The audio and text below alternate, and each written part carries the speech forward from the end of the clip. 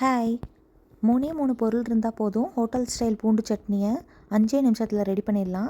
எப்படி பண்ணலான்னு பார்க்கலாமா? அதுக்கு 3 கெண்ட பூண்டு எடுத்து நான் கட் பண்ணி வச்சுருக்கேன். ஒரு கடாயில 2 ஸ்பூன் நல்லெண்ணெய் விட்டுட்டு, நம்ம எடுத்து வச்சிருக்க பூண்ட உள்ள ஆட் பண்ணி, பூண்டு கோல்டன் ப்ரவுன் ஆகுற வரைக்கும் நல்லா அத வதக்கி குடுத்துட்டே இருக்கணும். அதுக்கப்புறம் 3 வரமிளகா, 2 காஷ்மீர் மிளகா கலருக்காக நான் எடுத்திருக்கேன்.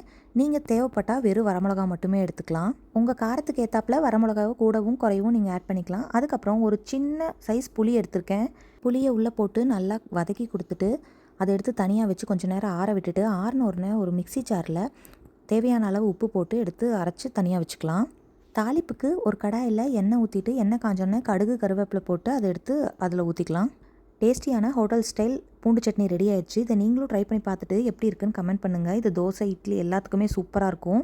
இந்த வீடியோ உங்களுக்கு பிடிச்சிருந்துச்சுன்னா லைக் பண்ணிக்கோங்க. இதே மாதிரி நிறைய குக்கிங் வீடியோஸ் பார்க்கணுன்னா சேனலை சப்ஸ்கிரைப் பண்ணிக்கோங்க. நாளைக்கு ஒரு வீடியோவில் பார்க்கலாம். பாய்.